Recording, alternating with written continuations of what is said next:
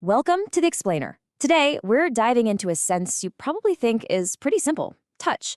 But what if I told you that you actually feel with your eyes just as much as you do with your skin? Okay, let's start with a really simple question. Have you ever been watching something and you see someone get a paper cut and you just wince? You get that little physical cringe? That involuntary flinch. Right there is our first clue that our eyes are way more involved in our sense of touch than we ever thought. There's this classic, kind of freaky experiment called the rubber hand illusion that shows this perfectly.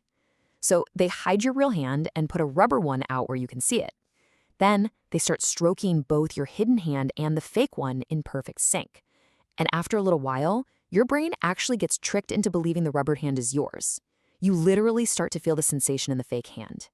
It's a powerful reminder of how much our vision can completely override physical reality. So, this brings up a huge question, right?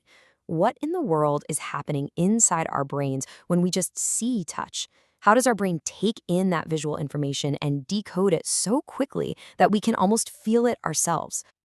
Well, to find out, scientists used EEG technology, which is amazing because it measures brain activity with millisecond level precision.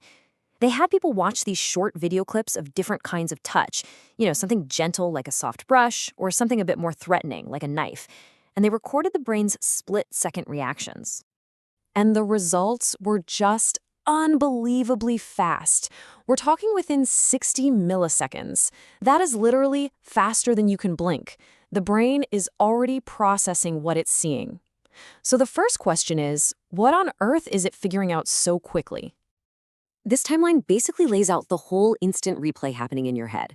First, at just 60 milliseconds, the brain figures out who is being touched and with what. Then, by 110 milliseconds, it processes how it feels. Is it soft? Is it sharp? And finally, by 260 milliseconds, it gets the emotional meaning. Is this touch a good thing or is it a threat? It's a complete sensory simulation happening in a fraction of a second. So why? Why do our brains even have this built-in simulator? Why would we have evolved to process what someone else is feeling so quickly, almost as if it were happening to us? Well, the leading theory is that this rapid mirroring is basically the neural bedrock of empathy. By running a super quick simulation of what another person might be feeling, our brain is building a little bridge of understanding. It's what allows us to connect with them and respond to what they're going through. This whole phenomenon actually has a name. It's called vicarious touch. And this is why some of us have that full-body cringe at the sight of a paper cut, while other people don't feel a thing. It really all just depends on how intensely your individual brain runs that visual simulation. But seeing touch is only half the story. What about the touch we actually feel? Well, it turns out that while our brains are busy processing all these visual cues, a completely parallel discovery was being made about the fundamental mechanics of how our skin actually works. Yeah, just when scientists thought they had the rulebook for touch pretty much figured out, some new research uncovered a brand new player in how we sense the world, and it was hiding in a place that nobody ever thought to look. For the longest time, the textbook belief was pretty straightforward. Only nerve endings in our skin could send touch signals to the brain. Simple enough. But this new research has revealed that the cells within our hair follicles are also direct participants. They're actively sensing touch, all on their own. So here's how it works, and it's pretty cool. When a hair is moved, it's not just a mechanical nudge on a nerve.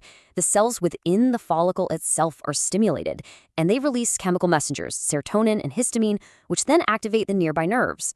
So these follicles aren't just passive structures, they are an active part of the sensory conversation. And what makes this discovery so special is that specific chemical cocktail. See, while other skin cells might release a little bit of histamine, these hair follicle cells release large amounts of both serotonin and histamine. That unique 1-2 punch suggests they have a very specialized job in how we perceive things like gentle touch.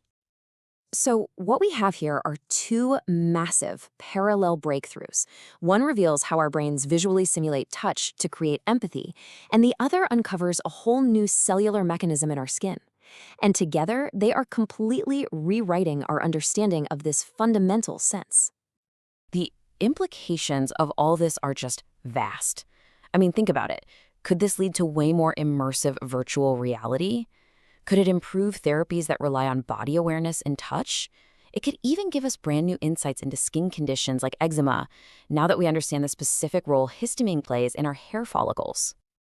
So ultimately, what we're learning is that touch isn't just some simple input from our skin. It's this rich, dynamic perception. It's a constant conversation happening between what our eyes see, what our cells feel, and how our amazing brain puts it all together. And this really leaves us with a final thought.